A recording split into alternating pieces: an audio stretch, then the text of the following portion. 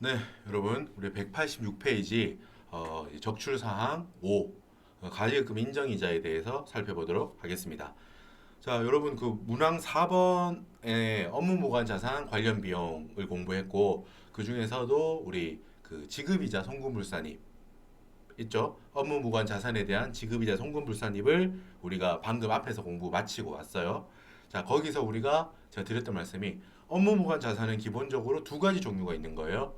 대표이사가 갖고 놀려고 산 요트, 고급 요트, 뭐 호화 유람선, 뭐 이런 건 당연히 업무무관 자산이고요. 회사가 보유하고 있다는 전제입니다. 이거 회사의 재무 상태표에 올라가 있는 거야.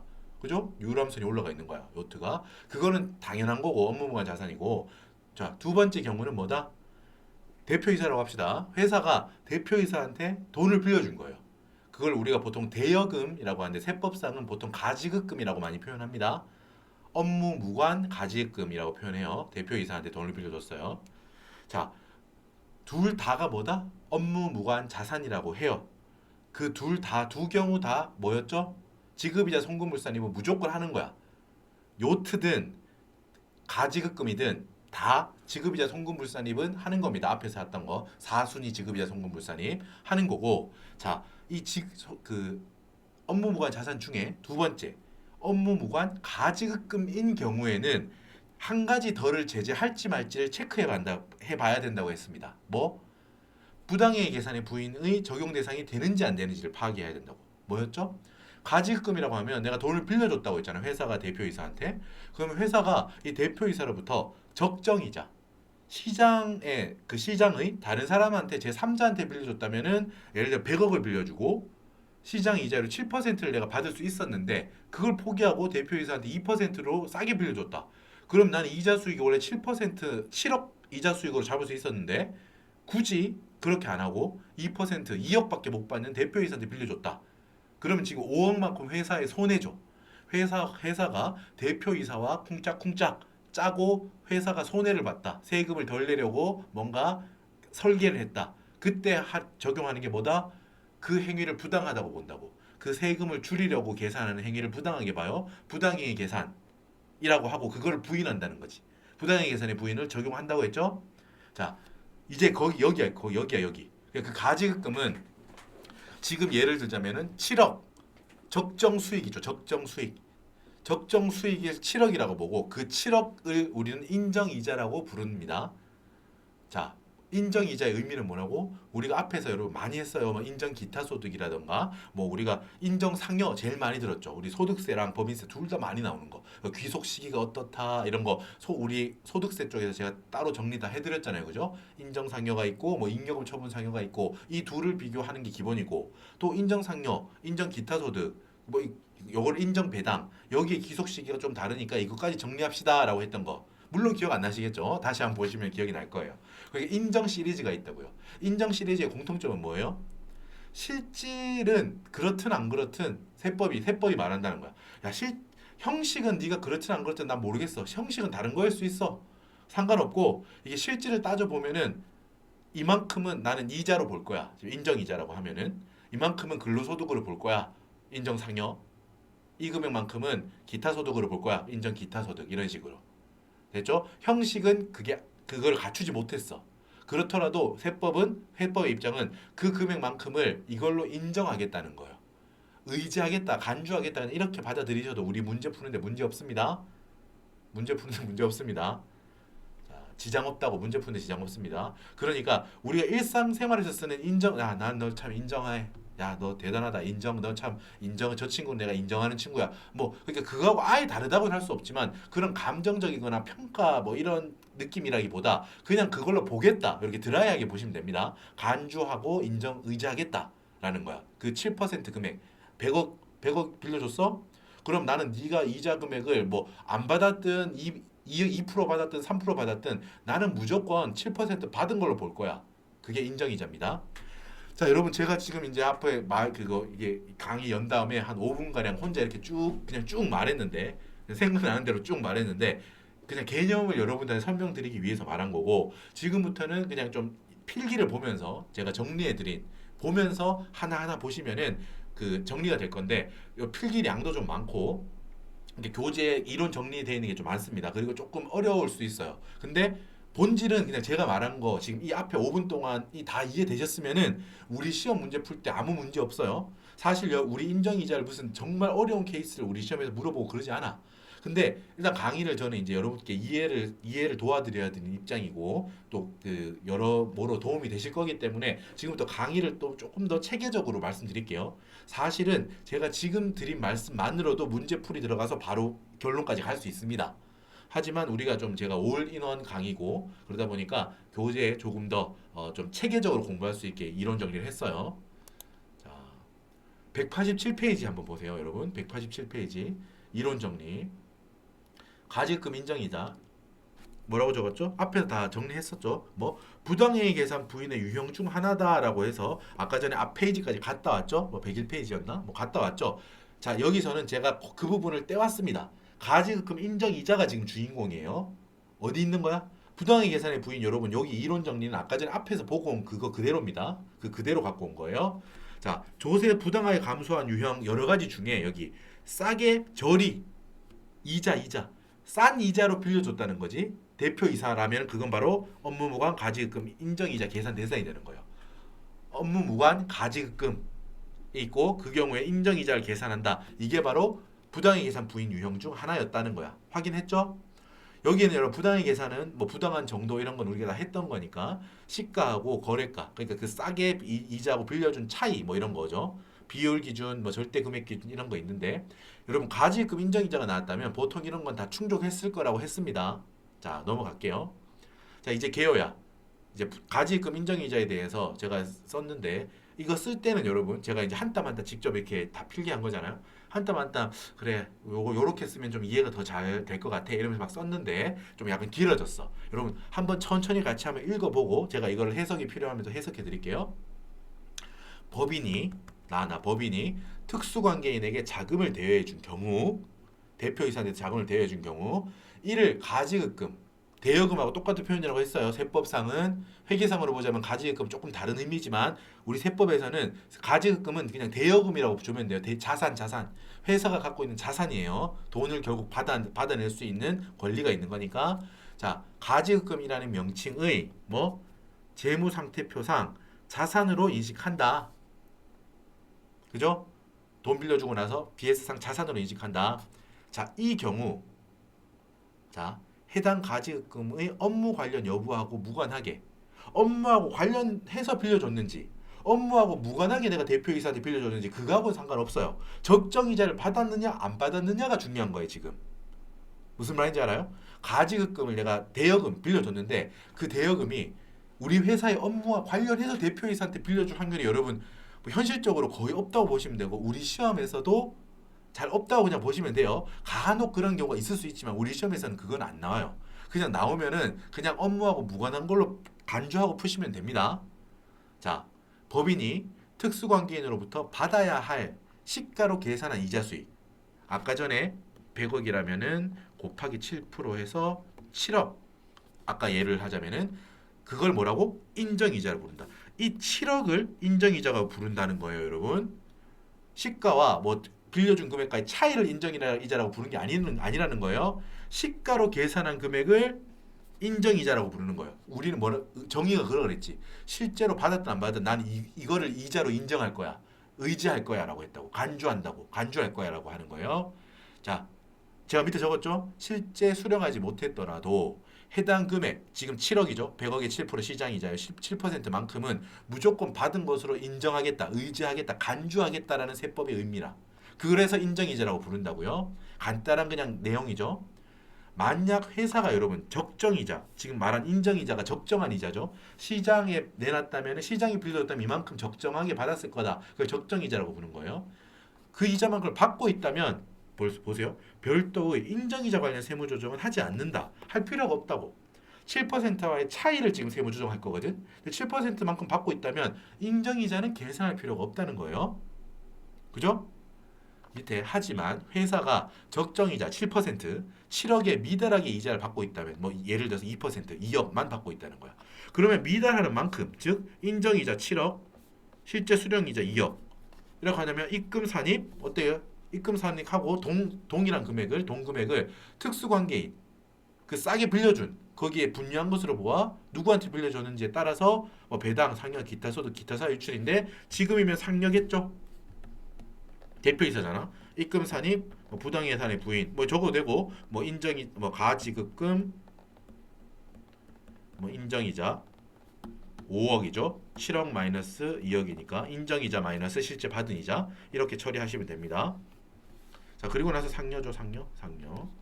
자, 이 말입니다. 여러분 좀 길게 적었는데 제가 지금 말했던 거를 여기 필기에 그 교재에 적은 거니까 말을 그대로 옮겨 놓은 거죠. 이해가 되실 겁니다. 자, 이제 188페이지 봅시다. 여러분, 가지급 인정이자 세무조정을 볼게요. 세무조정. 회사가 여러분 예를 들어서 70원 이자 예를 드는 숫자를 이걸로 이제 할게요. 회사가 여러분 발생주의에 의해서 우리가 회사 장부에 손익계산서에 발생주의로 인식하잖아요. 현금주의 아니잖아. 발생주의로 실제로 돈을 받지 못했더라도 그게 실제로 귀속 시기가 왔으면 우리가 인정하잖아요. 발생한 걸로 봐서 이자 수익 비용으로 인정하잖아. 수익 비용 다 70원이래요. 근데 회사가 계산을 해봤대. 가지입금 적수 개념 그 날날 하루하루의 잔액들을 며칠 동안 있었는지 곱해서 뽑아내는 거라고 했죠. 가지입금 적수 곱하기 2절 곱하기 365분의 1 하니까 어떻게 100원이 나왔대. 100원. 그럼 세무조정은 어때요? 입금 산입, 가지입금 인정이자 요 차이를 세무조정하는 겁니다. 여러분 주의하세요. 인정이자라는 그 표현 그 자체는 우리가 인정이자라는 표현 그 자체는 시가로 계산한 이 금액을 말하는 거예요. 오케이? 됐죠? 인정이자 전액을 세무조정한다. 예를 들면 여러분 문제에서 인정이자 전액을 입금 산입한다. 그럼 맞아요? 틀려요? 틀리지. 왜? 인정이자랑 뭐를 비교해 봐야 돼? 회사가 실제로 받은 걸 비교해서 야, 왜 30원만큼 덜 받았냐? 30원 입금 산입할 거야. 이렇게 처리하는 거니까. 만약에 여러분 회사가 한 푼도 못 받았다. 여기가 0이다. 그러면 당연히 인정이자랑 회사이자 뺀 거, 인정이자에서 회사이자 뺀 게 100원이 되니까 인정이자하고 동일한 금액이 되겠죠. 이거는 뭐 회사가 아예 이자 수익을 계산하지 않았다면 이렇게 될 거야. 근데 무슨 말인지 알죠? 원칙적으로는 말할 때 이 차이에 대해서 하는 거예요. 근데 전제가 회사가 아예 이자 수익을 인식하지 않았다. 이 경우 인정이자 전액을 입금 산입한다. 그런 맞는 표현이지. 0이니까 회사 이자가. 됐죠? 뭐 뒤에 귀속에 따라서 누가 이거를 이득을 받냐에 따라서 배당, 상여 뭐 이런 걸로 한다고 하면 돼요. 자 그리고 여기 아까 전에 여러분 기억나세요? 우리 회사가 중소기업이야. 내가 중소기업인데 우리 회사 직원이 있어. 직원. 임원 아닙니다. 직원이 주택을 구입하려고 하는데 돈이 모자라. 그래서 주택 구입 자금을 내가 빌려줬대요. 그리고 전세에 사는 직원이 있는데 전세 자금을 빌려줬대요. 회사가. 그런 경우에 내가 중소기업인 경우에 한해서 뭘로 안 본다고? 업무하고 무관한 가지입금으로 보지 않겠다라는 게 세법이 갖고 있는 중소기업에 대한 특혜 중에 하나야. 특례 중에 하나라고. 그죠? 그런 것들을 한번 정리해 볼게요. 자, 여러분 지금 우리가 빨간색으로 된 것만 좀 한번 볼게요. 이 검은색으로 된 거는 뭐 읽어보시면 뭐 이해는 될 텐데 뭐 1번 같은 경우 예를 들면 미지급 소득에 대한 소득세, 법인세 대납 금액 요거 실제로 지급한 건 아닌데 우리가 의지하는 경우 있지. 아까 전에 배당이랑 상여로 뭐 인정상여, 인정배당 이런 걸로 예를 들어서 실제로 돈을 준 게 아니라는 거야. 근데 미지급 소득에 대해서 우리가 지급한 걸로 의제되는 거야. 의제. 아까 의제배당, 뭐 인정배당 이런 거 말한 겁니다. 그때 여러분 그거를 이 개인이 내야 될 이제 의제 인정상여, 인정배당 이런 거 했잖아. 그럼 이 사람이 소득세를 내야 되잖아. 그거를 법인이 대신 내어주는 경우가 있습니다. 대신 내어주고 나서 그걸 가지급금으로 계상에는 자산으로 올려놓은 거야. 이거를 이 개인한테 받겠다는 의지죠.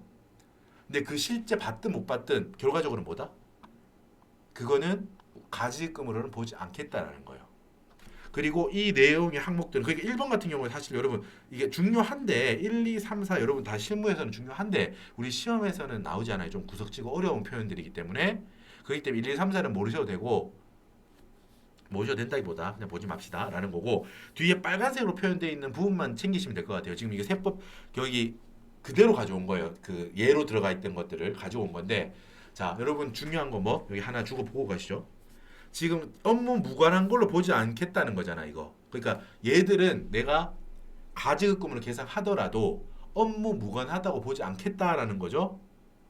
이거는 뭐다? 여러분 지급이자 송금불산입에서 우리가 뭐다? 업무 무관 가지급금이면은 당연히 송금 지급이자 송금불산입 들어가잖아. 분자에 들어가요. 분자에. 거기서도 빠집니다. 그러니까 이거는 부당하지 않다고 보겠다 이 말이야 그냥. 됐죠? 5번부터 한번 볼게요 여러분. 예를 들어 입금 산입 우리가 법인세 신고할 때 입금 산입했는데 이게 누구한테 귀속된지 불분명했대. 그럼 대표자한테 책임지라고 상여로 처분합니다. 그리고 여러분 추계 들어보셨죠?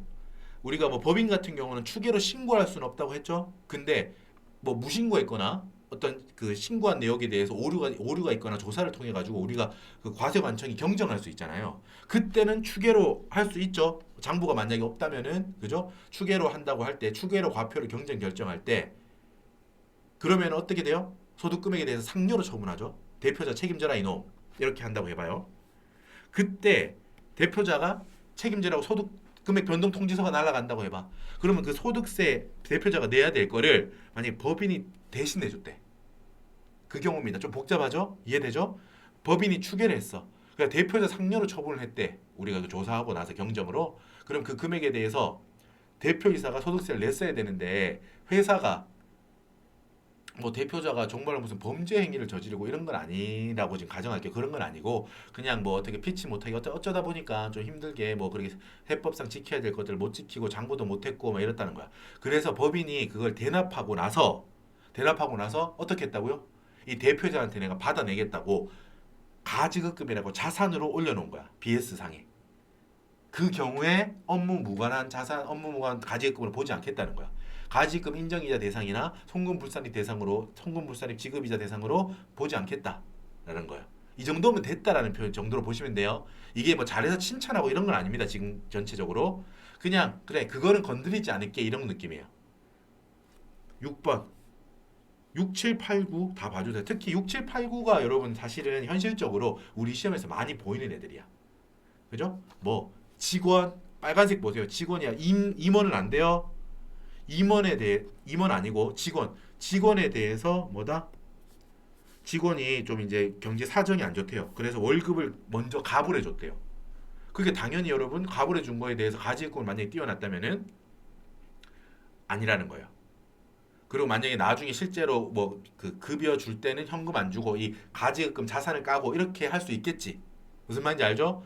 예를 들면 다음 달 월급이야. 원래 다음 달에 비용 처리하면서 현금 나갔어야 되는 건데 지금 회사 입장에서는 지금 그 돈을 미리 줬다고 해봐요. 그러면 여러분 회사 입장에서는 미래의 급여라는 비용을 안 내도 되게 만들죠. 그게 자산의 정의를 충족하잖아. 그게 가지급금이라고 지금 대여금이라고. 그러면은 나중에는 급여 잡히면서 현금이 나가는 게 아니고 이 자산이 사라지는 거겠지. 급여랑. 그런데 그렇게 가지급금이라고 띄워뒀더라도 업무 무관한 걸로 보지 않겠다 이 말이에요. 그리고 7번 직원한테 경조사비를 빌려준 거. 받겠다는 의지고 직원한테는 이 정도는 그냥 업무 무관한 걸로 봐주지 않겠다. 여러분 예를 들면 이건 취지는 이겁니다. 이거를 여러분 업무 무관 자산으로 만약에 봐서 이거에 대해서 뭐 인정이자도 계산하고 막 지급이자 송금불산까지 하고 이러면은 여러분 회사가 안 빌려주겠죠. 가불도 안 해줄 거고 경조사비도 안 빌려줄 거고 여기 직원 학자금 대여도 안 해주겠죠. 그 핑계가 될 거 아니야. 야, 내가 그 회사가 직원 예를 들면 직원의 그 뭐 자녀가 대학교 간대 예를 들면 그래 학자금이 좀 많이 들 것 같아서 좀 대여해 주세요라고 해 왔다는 거야. 경리부나 이런데 자금 좀 해달라고. 그러니까 야 나는 지금 사실 여유가 없는 건 아닌데 딱 빌려줄 수는 있는데 너한테 이거를 대여해 주고 나면 너 나한테 자산이겠지? 근데 이게 업무 무관으로 잡혀가지고 지급이자 송금불산이 당하고 뭐 인정이자도 가지급금 인정이자도 계산해야 돼. 그리고 입금 산입돼야 돼. 그것까지는 부담스러워서 못 하겠다. 뭐 이런 경우가 생길 거 아니야. 그러니까 직원에 대해서 이런 것들은 뭐 세법 때문에 못 한다는 소리를 못 하게 하려는 거예요. 자, 여러분 뭐 저는 반쯤은 저도 사실 세법 취지를 뭐다 하는 것도 아니고 그냥 나름대로 공부용으로 애둘러서 해서 저도 이제 외우고 있는 거니까 여러분들도 그 정도 느낌을 보시면 될 거예요. 딱 봤을 때 그래 이거는 좀 제재하는 건 좀 그렇지 않나 이 생각이 들잖아요, 그죠? 자, 그리고 우리 이제 또 하이라이트 9번. 자, 중소기업 내가 중소기업이에요. 그때 뭐 직원한테 빌려주는 주택구입자금과 전세자금의 대여액이란 말이에요. 밑에 보라색 읽어보세요. 즉 중소기업이 아닌 다른 기업이 직원한테 빌려주는 주택구입자금 대여액과 전세자금 대여액은 뭐가 된다는 거야? 가지급금 인정이자 계산 대상도 되고 지급이자 송금불산 대상도 된다는 거예요. 다 제재의 대상이라는 거예요. 쉽게 말해서 중소기업이 아니라면은 됐죠? 여러분 요거 말 문제 되게 많이 나와요. 법령에서도. 자, 꼭 알아두시고. 자, 요거 정리됐습니다. 여러분 이론 정리 잘 따라오고 계시고 조금 더 따라가 볼게요. 자, 4번. 자, 여러분 내가 회사예요. 회사야. 대표이사가 있어. 이 대표이사한테 내가 100원을 빌려줬어요. 100억이라고 할까? 100억을 빌려줬어. 100억을 빌려줬고 근데 받을 돈 100억이 있는 거잖아. 자산이 100억. 그리고 내가 얘한테 또 빌려온 돈이 예를 들어서 60억이 있다고 해봐. 가수금 부채입니다. 가수금 부채예요. 지금 그 경우가 동시에 있는 거지. 한 사람에 대해서 회사 입장에서 내가 받을 돈도 있고 줘야 될 돈도 있다라는 거예요. 가지급금은 회사의 자산이고 가수금은 그냥 부채라고 보시면 됩니다. 됐죠? 그러니까 이거는 가지급금은 우리가 회계상 말하는 대여금이고 가수금은 그냥 차입금이라고 보시면 돼.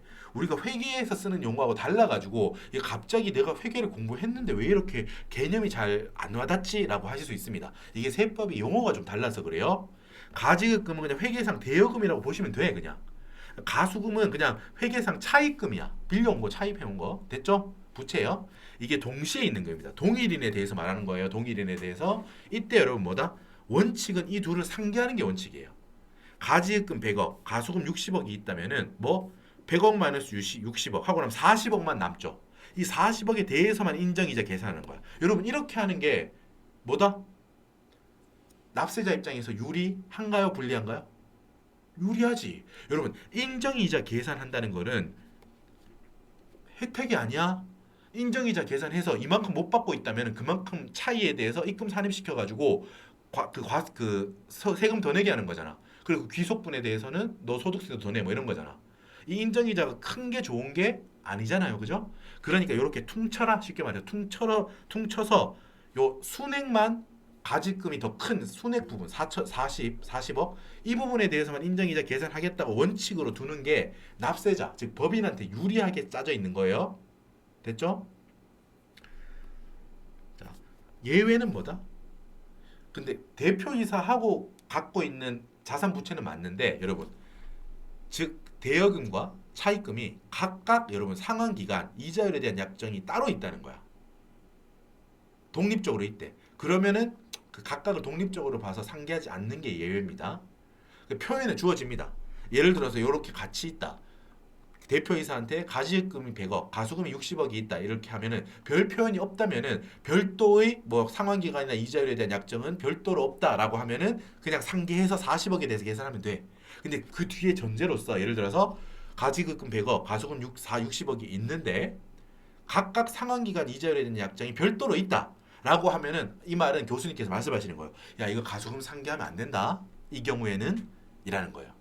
됐죠? 문제화 되시면은 문제로 보시면 그렇게 푸시면 되고. 자, 여러분 여기 이자율이 있는데 이자율이 여러분 우리 문제에서 이게 나와요. 근데 이게 되게 막 계산을 정말 어렵게 여러 가지 케이스를 막 다 보려고 하면 너무 어려워요. 그렇기 때문에 한번 저하고 한번 쭉 훑어보시고 아 원칙은 이거고 그냥 예외적으로 저렇게 하는 모양이고 문제에서는 좀 쉽게 유도돼 있습니다. 예를 들면 원칙, 뭐 가중평균 이자율 우리가 왁이라고 많이 부르는데 WACC 이걸로 해라 막 이렇게 표현을 많이 해요. 그러니까 일단 이론 정리 쭉 보시되 이걸 달달달달 외워야 되는 건 아닙니다, 여러분. 됐죠? 한번 그냥 같이 정리만 하면 돼요. 그럼 실제 문제 보시면은 아 이자율이 막 정말 어렵게 케이스가 나오면은 계산하기 복잡한데 그렇지는 않구나 이런 느낌이 오실 거예요. 자, 우리가 여러분 이 이자율은 시가야 시가. 아까 전에 봐봐요. 내가 대표이사한테 100억을 빌려줬다고 하고 7%가 아까 뭐라고 했어? 내가 적정 시가라고 했지. 그냥 예를 들어가지고 시장에서 적정하게 받는다면 요 7%를 받았을 거예요. 그런데 대표이사는 2%밖에 안 받았잖아요. 라고 하면서 제가 논의를 풀어갔잖아. 그죠? 근데 여기 시가 그러니까 대여금에 대한 시가는 적정한 우리 그 가격은 뭐를 이자율이야 율. 뭐 얼마 이런 게 아니고 그 금액에 따라서 퍼센트지로 표현된 거죠. 그죠? 특정 뭐 얼마다 이렇게 표현할 수 없잖아. 그 이자율로 표현되는 거야 시가가. 됐죠? 그러니까 이자율을 계산하는 게 아까 우리가 봤던 시가를 잡는 거예요. 부당의 계산에서 우리가 중요한 게 시가였지. 기준금액을 알아야 된다고 하면서 안다면은 시장 가격 그거 1순위, 모른다면 2순위 간평가액. 주식은 빼고요. 주식은 간평가액 안 됐죠? 3순위 뭐다? 뭐 상증세법상 보충적 평가 가액 뭐 이런 거. 됐죠? 그거였는데 대여금은 좀 다르다는 거예요. 대여금은 그런 식으로 정확하게 그 금액으로 딱 표현할 수는 없는 거야. 금액 대여금 그 가지금의 크기에 따라 다를 거 아니야. 그러니까 퍼센트지로 표현된 시가가 이자율이다 라는 거예요. 됐죠? 이해만 하시면 돼요. 이걸 어디 가서 뭐 쓰라 이런 거 안 나오니까 이해만 하시면 되고. 자, 원칙은 가중평균 차입 이자율이에요. 우리가 뭐 재무 관리 뭐 WACC 뭐 웨이티드 뭐 에버리지 뭐 어쩌고저쩌고 있는데 몰라도 돼. 이 표현 우리가 재무 관리에서 나온 표현 지울게 괜히. 평균. 그러니까 여러 가지가 있는 거예요. 내가 차입해 올 때 여러분 여러 가지 차입금이 있다고 해봐. 지금 일단은 빌려주는 거긴 한데 그거하고 상관없이 예를 들면 내가 여러 가지 차입금이 있다고 해요. 우리 회사가 돈을 이제 빌려온 거예요. 여러 가지를. 그거를 평균적으로 얼마에 빌려왔냐 계산한 게 가중평균 차입 이자율입니다.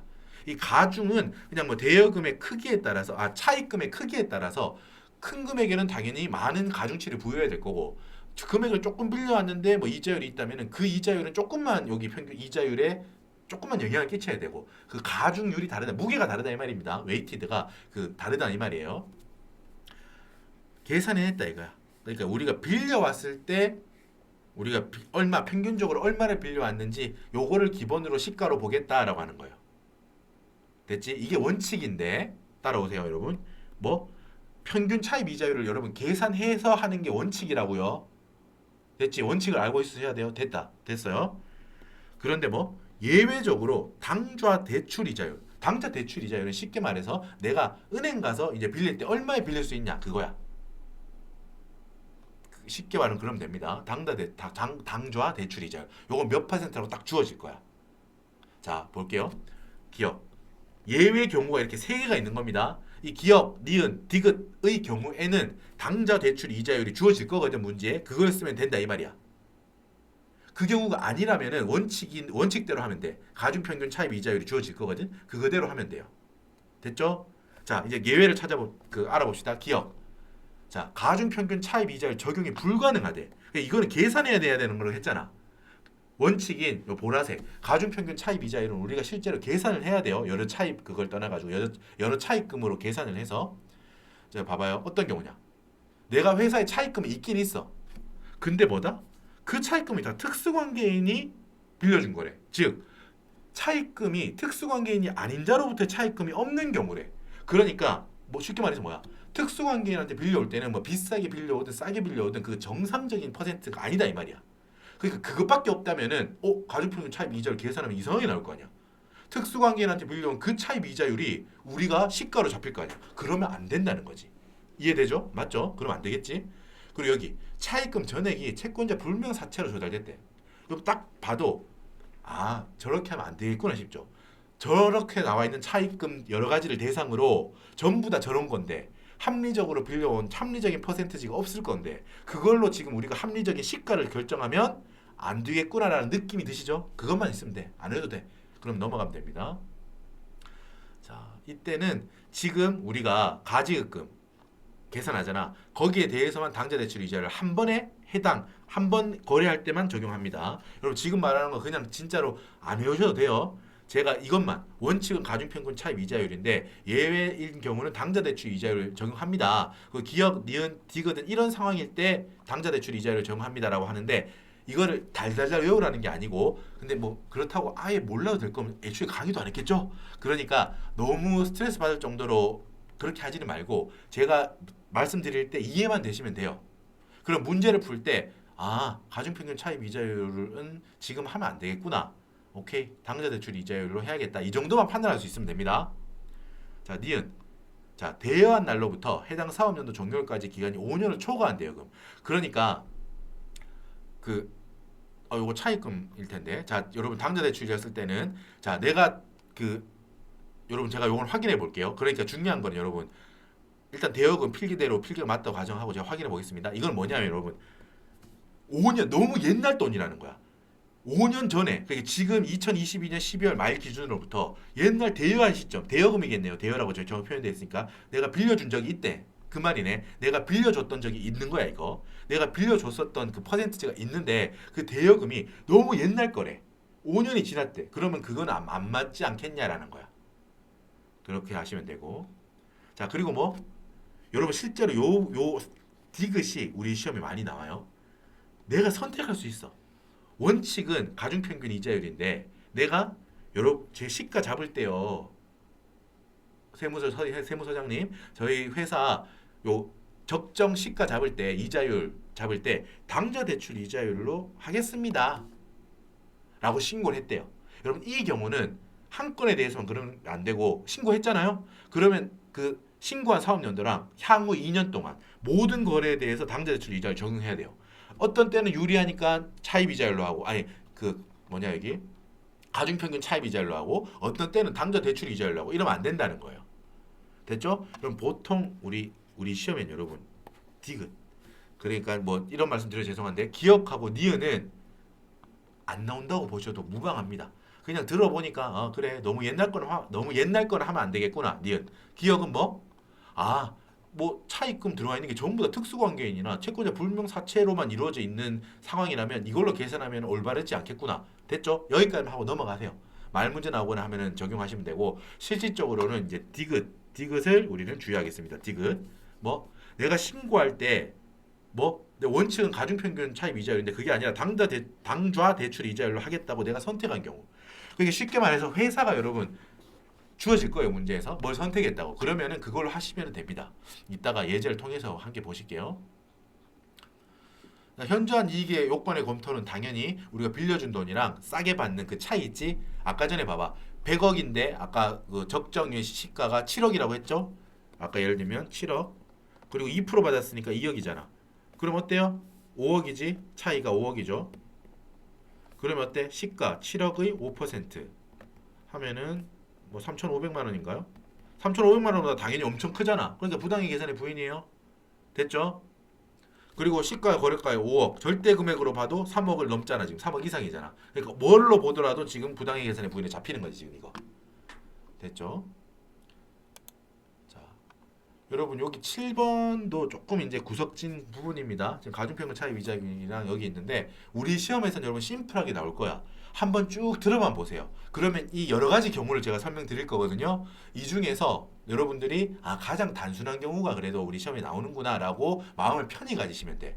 그리고 이 설명이 있어야 예를 들면 우리 시험 문제에서 보면은 여러 가지 뭐 대여기간 및 이자율에 대한 약정 없다, 이자 수익을 인식한 바 없다, 보라색 줄친 거 지금 여기 있죠 문제 186페이지에 이게 이해가 되거든. 지금 어떤 상황인지를. 그래서 제가 한번 설명드리겠습니다. 190페이지 보세요. 자, 미수이자에 대한 세무조정인데요.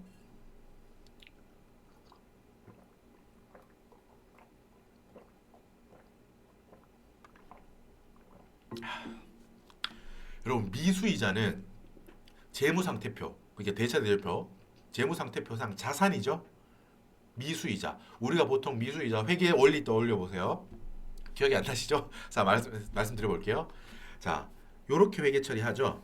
이자 수익 70원. 여기엔 당연히 뭐 수익 IS상 수익이고요. 미수이자 요거는 BS상 자산이죠. 요거는 대변에 손익계산상 수익을 인식하면서 차변에 재무상태표상 자산을 인식했다라는 거예요. 그죠? 자, 이때 사례를 들어봅시다. 회사가 대표이사한테 가지급금 1,000원, 1,000원이라고 할게요. 1,000원, 10억이라고 하면 뭐 정신없으니까 1,000원. 그리고 인정이자는 10%였대요. 그래서 100원을 받는 게 정상이래요. 근데 회사가 인식한 이자는 7%, 70원밖에 이자 계상을 안 했대요. 그죠? 미수이자를 이렇게 계상했겠죠. 회사 이자를 미수이자를 계상했다면 이렇게 했겠지. 그죠? 자, 다양한 케이스를 보겠습니다. 회사가 기존에 어떻게 처리를 해뒀냐에 따라서 우리가 세무조정이 달라지잖아. 그러니까 이렇게 다양한 케이스를 본다고요. 조금만 잘 따라오시면 충분히 이해할 수 있으니까 따라와 보세요. 자, 여러분 이자율 및 상환기간에 대한 약정이 있대. 그러니까 회사가 이 그 대표이사한테 막 몰래 아무도 몰래 그냥 돈을 그냥 입금해주고 이런 게 아니라 계약서를 썼다는 거야. 뭐 차용증이라 그럴까요? 그걸 썼대. 얼마에 빌려준다. 그리고 뭐 이자는 뭐 몇 월 며칠에 내야 된다 이렇게. 그래 좀 공식적으로 하려고 했다는 거지. 그 경우에요. 약정이 있대. 회사가 받으려는 의지가 있었다는 거야. 이자에 대해서. 자, 경우 1번. 인정이자는 100원이죠. 인정이자는 뭐라고? 적정 시가로 계산한 걸 인정이자라고 부릅니다. 됐지? 차이를 인정이자라고 부르는 게 아니라고요. 인정이자 100원이야. 근데 회사는 70원만 이자 수익으로 잡았죠. 그죠? 기본적으로 여러분 입금 산입 인정이자 30원 하고 대표이사라고 가정할게. 그럼 상여잖아. 이 기본이야 기본. 야 너 왜 100원 안 받았냐? 그지? 요렇게 70원밖에 안 받았냐? 차이에 대해서 입금 산입하고 너 이만큼 싸게 했으니까 이득이지? 대표이사 소득세 내. 요게 기본입니다. 1번 기본으로 하고요. 2번 한번 보세요. 여러분 회사가 70원 있죠. 회사가 받기로 한 약 7% 받을 거야 라고 계약서에 썼다고 지금. 그러면 70원을 여러분 보세요. 여기 회사 계상이자 요 70원이 자 귀속 시기 도래분인 경우 그럼 귀속 시기 도래분이라는 거는 아직까지 현금으로 받을 때가 안 됐다는 거예요. 현금으로 받을 때는 안 됐지만 귀속 시기 그러니까 우리는 법인은 회계는 발생주의잖아. 발생주의. 그래서 우리 하죠. 예를 들면 여러분 뭐 X 1년 7월 1일이야. 그래서 1년 뒤 X 2년 6월 30일에 예를 들면은 내가 100원을 받기로 했어요. 받기로 했어. 약정이 썼다는 거지. 그런데 봐봐. X 1년 12월 31일에 우리는 여러분 재무상태표와 손익계산서라는 걸 만들어서 보고해야 되잖아. 주주들한테. X 1년 12월 31일에 판단하는 거지. 아직 100원 당연히 못 받아요. 그리고 가가지고 이럴 수도 없어. 야, 반 지났으니까 50원 내놔. 이렇게 할 수도 없어요, 당연히. 우리가 계약이 이렇게 돼 있잖아. 근데 발생주의 관점에서라면 어때요? 발생주의 관점에서라면은 이 100원이 딱 절반이니까 50원을 내가 받을 지금 권리가 생겼죠. 그러니까 50원의 귀속 시기가 도래한 거야. 50원이 수익의 귀속 시기가 X1년이라는 거지. X1년 수익으로 귀속된다는 거예요. 50원은. 그죠? 그걸 말한 거야. 이제 귀속 시기 도래분. 그러니 이때 우리 어떻게 처리해요? 회사는 미수이자 50원 받을 권리라는 거야. 곧 현금 6개월만 더 참으면은 X2년 6월 30일이 되어서 현금을 받을 내 권리, 자산 미수이자 50원이 생기고 그만큼만큼은 지금 수익으로서 기분이 좋자라는 거야. X1년도에. 맞죠? 여러분 요거 회계원리 때 공부하시는 거잖아. 그러니까 귀속 시기 도래분이라는 게 그런 표현이에요. 아직 현금화된 건 아니야. 현금을 받을 기일이 온 건 아니에요. X2년 6월 30일이 온 건 아니잖아. 하지만 발생주의적으로 봤을 때 귀속 시기가 왔다는 거야. 수익을 귀속시킬 수 있는 상황이 됐다는 거야. X1년도 50원 기분 좋다 이거야. 근데 그 금액이 지금 70원이라는 거죠. 그렇게 해서 지금 회사가 미수이자 70원, 이자 수익 70원 이렇게 계상을 해놨대. 그러면 여러분 그런 미수이자에 대해서 여러분 우리는 세법은 뭐? 세무조정이 없어요. 그러니까 세법상 요 미수이자에 대한 이자 수익을 입금으로 인정한다는 거예요. 됐죠? 70원에 대해서 여러분 지금 보면 이 70원과 100원과의 차액 30원에 대해서는 지금 세금 내라고 해가지고 입금 살입해버렸지 지금. 그래요? 맞죠? 근데 이 회사 계상한 이자는 원래 한 푼도 안 받으면 0이잖아. 근데 70원을 지금 이제 우리가 받기로 약속을 했죠? 그죠? 근데 귀속 시기가 지났대. 아직 70원을 받을 날짜는 안 됐는데 우리가 따져봤을 때 발생주의적으로 요거 회사가 이렇게 미수이자라고 70원 계상 자산으로 계상해도 되는 시기가 됐대요. 12월 31일 기준으로 판단해 보니까 그만큼에 대해서 미수이자라고 자산을 잡아놨다는 거야. 그럼 여러분 뭐다? 그냥 입금으로 그걸 인정한다는 거예요. 됐지?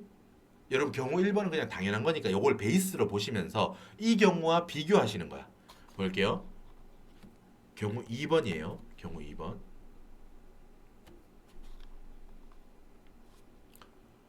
여러분 제가 지금 죄송합니다. 여러분 제가 지금 표현이 좀 헷갈렸어요. 반대랑 헷갈렸다. 경우 1이랑 경우 2가 좀 반대로 설명을 했는데 잠깐만 제가 죄송합니다. 자, 여러분 귀속 시기 도래분이랑 제가 이게 미도래분을 표현했어야 되는데 죄송합니다, 여러분. 다시 한번 설명드릴게요. 여러분 귀속 시기 도래분은 이 70원 기일이 온 거야. 죄송합니다, 여러분. 다시 정정해 드릴게요. 죄송합니다. 지금까지 드렸던 설명은 지금까지 드렸던 설명은 귀속시기 미도래분을 설명하는 거예요. 귀속시기 미도래분을 말하는 거예요. 됐죠? 다시 한번 귀속시기 도래분은 내가 돈을 받기로 한 날이 와서 그렇게 한 거예요. 돈은 못 받았지만 이자 수익을 잡고 미수이자를 받겠다. 나중에 내가 받겠다라는 뜻을 할 때 귀속시기 도래분이에요. 귀속시기. 여러분 죄송합니다. 제가 강의할 때 헷갈렸어요. 죄송합니다. 정정할게요. 귀속시기 도래분은 우리가 받기로 한 날이 왔어. 근데 현금으로 못 받고 그거를 나중에는 꼭 받을 거야. 라고 하고 자산으로 잡아놓은 거예요. 제가 아까 말하면서도 뭔가 이상하다 이런 생각을 하면서 했는데 한번 말을 시작하다 보니까 뭔가 헷갈렸어. 됐죠? 다시 한번. 경우 1번 같은 경우는 70원을 우리가 계약서에 받기로 했고 그 받을 날이 왔어. 그래가지고 현금을 받았어야 되는데 못 받아서 미수이자라고 자산을 띄워놓은 거예요. 그럼 세법은 현금으로 지금 못 받았지만 계약서 상에 받을 귀속 시기가 왔으니까 인정하겠다는 입금으로. 자, 경우 2번이 이 경우입니다. 아까 말했던 경우야. 다시 말씀드릴게요. 자, 일단 인정이자 100원과 회사이자 70원과의 차이 30원에 대해서는 똑같이 입금산이 부당의 계산의 부인 가지입금 인정이자 30원 뭐 상여 이렇게 합니다. 자, 근데 2번 회사가 미수이 70원이 있는데 요 70원이 판단하는 거예요. 미수이자라고 회사가 올려놨어. 미수이자라고 자산으로 올려놨는데 여러분 뭐다? 아직까지 귀속 시기가 안 됐대. 그냥 기간만 경고한 거야. 우리 쉽게 말해서 회사 회계상 발생주의로 기간만 경고한 분. 그 부분에 대한 입금 미수이자로 잡아놨다면 그거는 여러분 뭐다? 입금 불산입 기간 경고한 미수이자 70원 마이너스 유보. 이렇게 처리합니다. 그 미수이자를 인정하지 않아요. 자산을 깎아내. 아시겠죠? 여러분 지금 좀 헷갈리셔서 죄송합니다. 제가 강의를 헷갈리게 해서 여러분을 헷갈리게 해야 되는 것 같아요. 귀속 시기 도래분이냐 미도래분이냐에 따라 달라지는 거예요. 1번 경우 약정은 있다는 전제입니다. 다 약속을 해도 계약서에 썼다는 거야. 약속을 했고 계약서에 썼어. 자, 그래서 그 귀속 시기가 도래했다. 그 금액을 받을 때가 기일이 왔다는 거야. 약속한 날이 왔어. 그러고 그거를 미수이자로 계상해 뒀다면은 세법은 인정한다는 거야. 그거를 미수이자라는 자산으로 인정합니다. 됐죠? 근데 두 번째 경우는 뭐야? 자, 귀속 시기가 아직 미도래분이야. 단순한 게 그냥 기간만 경과한 거야. 아까 전에 이 케이스. X 1년도부터 X 1년 12월 31일. 그러니까 귀속 시기는 X 2년도에 귀속되는 거예요. 그런데 뭐다? 그냥 단순한 기간 X 1년도 기준으로는 단순하게 그냥 기간만 경고한 거야. 즉 회계상 말하는 발생주의라는 거지. 발생주의로 인식했다는 거지. 이 경우에는 인정하지 않는다는 거예요. 입금 불산입 기간 경과후 미수이자 70원 마이너스 유보. 이렇게 됐죠? 자, 여러분 사실은 이 경우 약정이 없는 경우가 좀 어렵게 나오면 사실 이 경우가 나올 수 있습니다. 됐죠? 애초에 여러분 회사가 대표이사한테 이걸 빌려줬어. 근데 약정을 안 했대요. 계약서 안 쓴 거야. 계약서 안 썼어요. 자, 그래놓고 회사가 만약에 임의로 미수이자를 자산이랍시고 계상해 놨대요. 장부에 올려놨대요.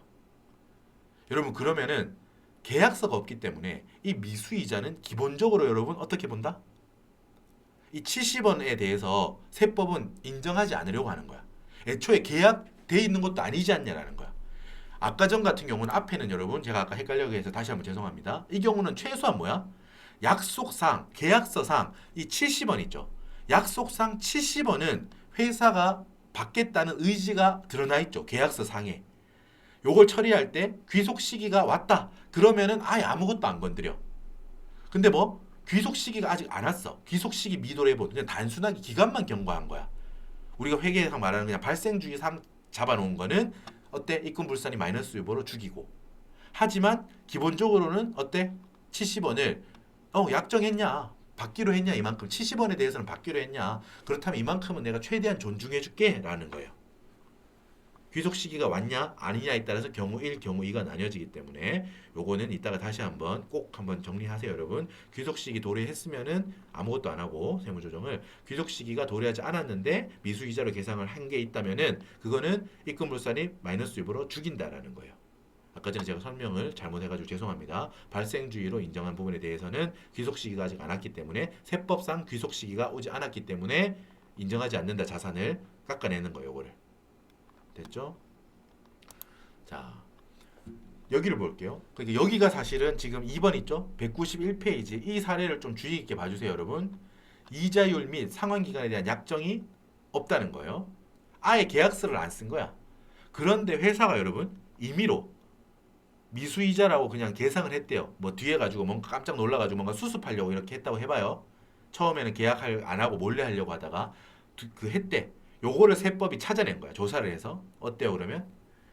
1번 미수이자 이거 자체를 가공자산으로 봅니다. 가공자산으로.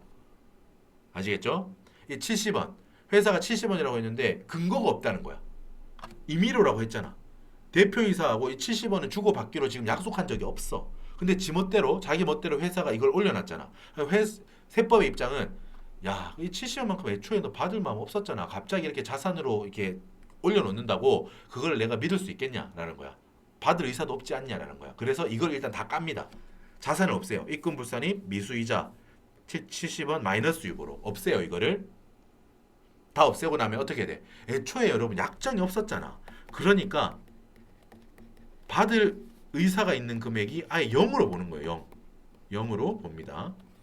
받을 의사가 있는 금액을 0으로 지금 보고 있는 거야. 70원을 이제 늦게 부랴부랴 막 자산이라고 올려놨다고 해도 뭐라고? 계약서 없잖아. 너 뭐 하는 거야? 지금 갑자기 왜 이거 자산을 올렸냐? 입금 산입 적게 뭐 이런 거 안 돼. 다 죽이고 인정이자 자체는 이제 전액에 대해서 한다는 거지.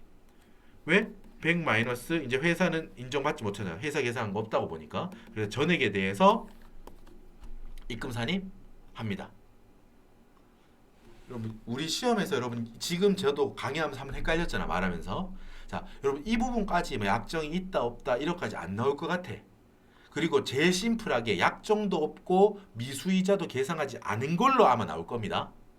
그러니까 지금 사실 190페이지와 191페이지 강의하는 부분은 그냥 여러분 뭐랄까 뭐 재미라고 표현하면 그러고 그냥 이제 그 상식 차원에서 그냥 상식을 쌓는다 이런 차원에서만 그냥 들어두시고 이것까지 시험 대비까지 케이스별로 다 안 하시는 걸로 할게요.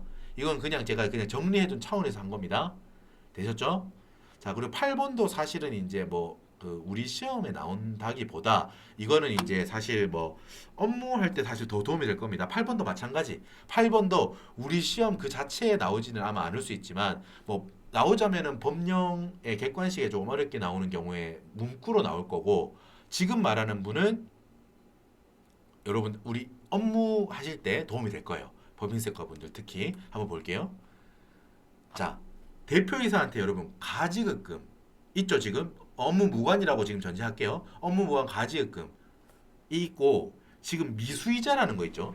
이 미수이자 지금 보면 업무하실 때 이거 많이 보시게 돼. 가지급금 그 자체도 보게 되고 이 가지급금에 대해서 미수이자 실제로 현금이 들어오지 않고 그냥 이자 수익 인식하면서 자산으로 잡아놓은 이거에 대한 세무 조정이 있습니다. 이거 한번 볼게요. 자, 가지급금은 아까처럼 똑같이 1,000원이에요. 그리고 인정이자는 100원, 회사이자는 70원이에요. 자, 요건 미수이자는 여러분 가정이 귀속 시기가 도래했대요. 그러니까 우리가 약정 있죠? 계약상에 언제 귀속으로 한다. 몇 월 며칠에 준다. 아까 예를 들면 X2년 여기 X2년 6월 30일이라고 하면 요때로 X2년도로 귀속이 왔다고 할게요. 현금을 못 받아서 근데 요거를 자산으로 잡아놓은 거 미수이자라는 자, 실제로 돈을 받지 못해서 그 경우를 가정한다는 거야. 미수이자 계상했다고 할게요. 회사이자 70원을. 근데 밑에 뭐라고 적었죠? 경우 1번이라는 거야. 귀속 시기 도래분. 그러니까 계약서상 우리가 언제 주기로 한 그 날짜 현금 그 날짜가 왔대요. 해당돼. 그래서 세법도 이걸 인정했다는 거야. 입금 불산입 하지 않은 경우를 말합니다. 지금. 됐죠? 미수이자가 살아있겠지. 그러니까. 자, 이 경우에 여러분 요 문구를 여러분들이 많이 볼 겁니다. 업무 보시다가 1번 자, 특수관계가 소멸되지 않았어. 아니한 경우로서 업무 무관 가지급금의 이자를 이자 발생일에 속하는 사업연도 종료일로부터 1년이 되는 날까지 회수하지 아니한 경우에는 그 이자를 입금에 산입한다라고 했어. 되셨죠? 여러분 그러니까 회사가 미수이자를 이렇게 띄워 놓은 거예요. 예를 들면 아까 같은 경우는 예를 들면 이렇게 되겠지. X2년 7월 1일 시점에 요 미수이자 70원을 미수이자라는 자산으로 띄워 놓은 거야. 그죠? 근데 봐봐. 이자 발생일 X2년 7월 1일 이죠? 이 속하는 사업연도 그러니까 X2년 종료일 31일이지. X 2년 말. 맞죠? 1년이 되는 날. 요로부터 1년이 되는 날. 어때요? X 3년 12월 31일이죠. 따라오세요. 뭐라고? X 2년 7월 1일에 아까 전에 여기 예로 190페이지 아까 전에 제가 아까 헷갈리면서 설명했던 여기 X 2년 7월 1일 동일한 날짜입니다. X 2년 6월 30일 이때 돈을 받기로 계약을 했대. 그리고 그 날이 와서 돈을 주소했는데 실제로 돈을 못 받았대요. 그래서 회사가 받겠다는 의지가 있다는 거야. 그래서 미수이자라는 자산으로 띄워놨어. X 2년 7월 1일에 이 세법상 여기 문구예요, 여러분. 어때? 이자 발생일 X 2년 7월 1일 이 속하는 사업연도 종료일 X 2년 12월 31일 로부터 1년이 되는 날 X 3년 12월 31일이죠. 이때까지 여러분 이 미수이자를 돈을 못 받았다고 해봐. 지금 이 경우만 해도 1년 반이죠. 최소 1년 넘죠. 그죠? 그렇다면 여러분 그 이자 그 부분 있죠? 70원 이거를 이제 입금에 산입하라는 거야. 지금 여러분 이 상태로 계속 두게 되면은 어때? 지금 우리가 이 법인 자체의 소득 자체는 똑같아. 법인 자체는 여러분 이 미수이자 계산하면서 70원을 이자 수익이라고 잡았잖아. 그러니까 법인세 과표는 걔는 똑같아요. 그런데 뭐가 문제가 돼? 이렇게 자산을 인정하게 되면 결과적으로는 여러분 우리 회사는 회사가 세법은 이 회사가 이 100원 인정이자 100원을 받기로 지금 보고 있죠. 그지? 그래가지고 모든 걸 계산하자라는 거잖아. 그래서 아까 전에 70원밖에 못 받았냐? 그래서 30원 모자라냐? 30원 왜 모자라게 받았냐? 그래서 입금 산입 30원 어떻게 해서 상여 바로 했지. 그럼 그 상여되는 만큼 소득세 낼 거 아니야 대표이사가. 근데 지금 여기 70원이 문제라고. 70원은 회사가 이만큼은 받을 거예요 라고 하고 자산을 띄워놨다고. 법인 입장에서는 과표 자체는 똑같아요. 입금 산입 이자 수익 했잖아.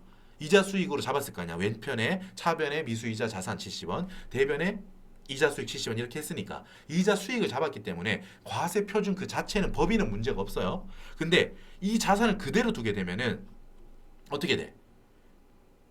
결국 현금을 받을 마음이 법인이 없었던 거야. 아니면 대표이사가 뭐 그냥 안 주든. 근데 보통의 경우는 회사가 같이 뭐 같은 한 통속일 거 아닙니까? 그러니까 이렇게 띄어만 두고 실제로는 안 받고 있는 거야. 언젠간 받을 거예요. 이렇게 자산으로 하더라고. 그래서 세법의 입장이 아까 뭐였어? 야, 아까 제가 계속 사과드립니다. 헷갈리게 말씀 죄송합니다. 표현이. X 2년 6월 1일에 도래했냐? 그리고 네가 현금은 못 받았지만 미수이자라는 자산으로 계상해뒀냐? 언젠가는 받겠다는 의지가 있는 모양이네. 계약도 하고 이렇게 미수이자까지 잡아둔 거 보니까 네가 참 받으려는 의지가 있나 보다. 뭐 그걸 만약에 받는다면 아무 문제가 없다. 그러니까 세무조정 없으면 그대로 두는 거예요. 근데 아까 전에 경우 2는 X 1년 12월 31일 시점에서 X 1년 12월 31일 시점에서는 아직까지 도래하지 않았다는 거야. 귀속 시기가. 이 이자 수익의 귀속 시기가. 그러니까 아직까지 미수이자 잡을 때가 아니야라는 거였지.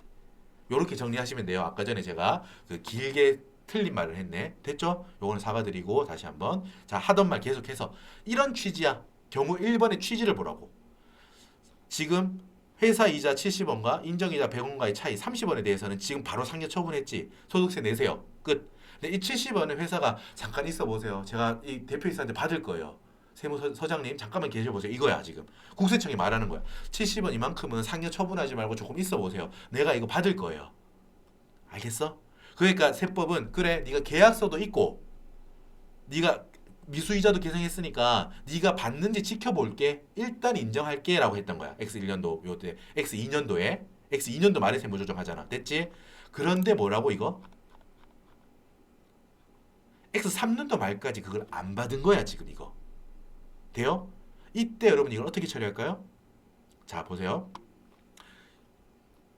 일단 여러분 미수이자 이제 죽이는 거야.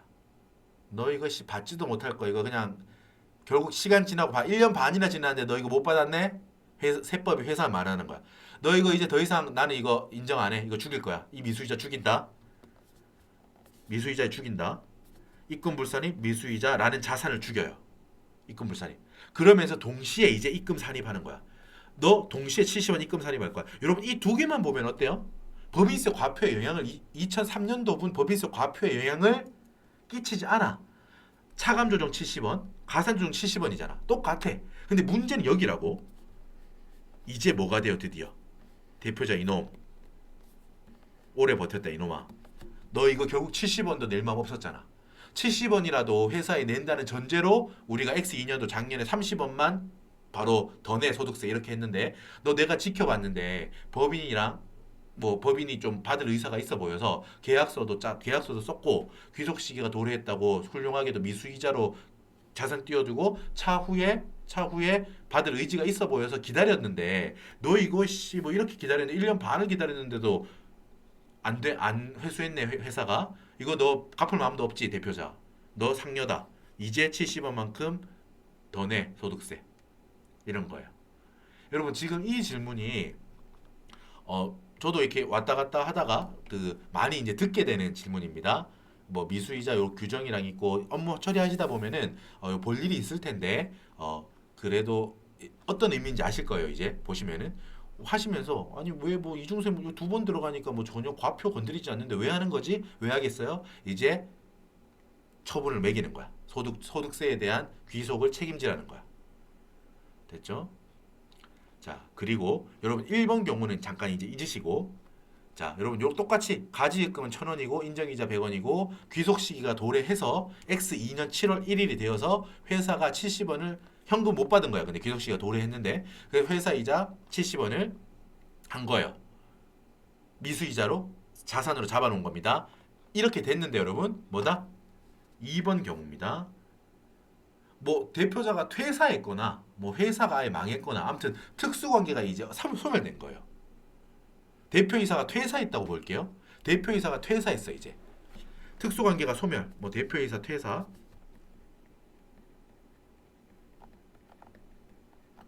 자, 퇴사 일을 했어. 그런데 그 시점에 갚고 나가야 될 거 아니야. 그죠? 근데 뭐야? 그냥 갔대요. 그러니까 법인 입장에서 회수하지 않았대요. 뭐를? 지금 가지급금 원본인 그 자체 있죠. 가지급금 원본 그 자체 1,000원. 1,000원. 그리고 방금 말했던 미수이자 70원. 그죠? 퇴사했어. 더 이상 특수한 게 아니야. 그런데도 돈도 정산하지 않고 갚을 것도 안 갚고 집에 갔대요. 안녕. 퇴임시키고 갔대. 그러면 세법이 요놈들 뭐 하는 거냐 이러는 거야. 너희 이제 이거 정산해야 된다는 거야. 지금 가지급금과 여러분 미수이자를 둘 다 죽입니다. 입금불산입 미수이자, 입금불산 가지급금 70원, 1,000원 마이너스 유보 자산을 죽이는 거예요. 맞죠? 그러고 나서 동일한 금액을 여러분 입금산입해서 부당의 계산에 부인이야. 1,070원을 그 특수관계 소멸하는 그 시점에 여러분 대표이사니까 상여로 처분하는 거예요. 이 결국 1,070원 어떻게 돼? 이 1,070원 너 이거 이만큼 대표이사 너 이거 네가 결국 가져간 거잖아. 이렇게 소득세 내라는 거야. 여러분 이 경우에도 어때? 법인 같은 경우는 입금 불산입 1,070원, 입금 산입 1,070원 되니까 이거 자체로는 당연히 효과가 법인 효과가 0이에요. 0. 법인세 미친 효과는 없어. 결과적으로 갖고 있던 자산을 죽이고 그 자산에 대한 그 금액만큼을 입금 산입하면서 다시 그 귀속자한테 처분하는 거니까 그걸 하는 겁니다, 여러분. 많이 보실 거예요. 여러분 제가 뭐 디테일하게 지금 이 자리에서 뭐 법인세 업무 이럴 땐 이렇죠 이렇게 다 말씀을 드릴 수는 없지만 지금 이 이론을 들으면은 그 뭐 차후든 아니면 경험하신 분이든 아 내가 했던 게 지금 저걸 한 거구나라는 생각을 많이 하실 수 있을 겁니다. 자 여러분 근데 말했듯이 지금 한 부분은 조사요원 그 자체 시험만 봤을 때는 안 해도 됩니다. 몰라도 돼요. 지금 여기 190페이지와 191페이지는 그렇습니다. 190페이지와 191페이지는 그냥 지금 혹시 제 강의가 듣고 이해가 되시면은 차후에 그냥 업무할 때 참고하시는 정도로만 이용하시면 되고 자 여러분 이제 예제를 한번 풀어볼게요. 자 사례 연습 가지급금 인정이자입니다. 65회 기출. 자 여러분 뭐 시간이 1시간이니까 뭐 다음 클립이 좀 짧아지더라도 일단은 조금 쉬었다가 다음으로 이어서 하겠습니다. 잠깐 쉬실게요.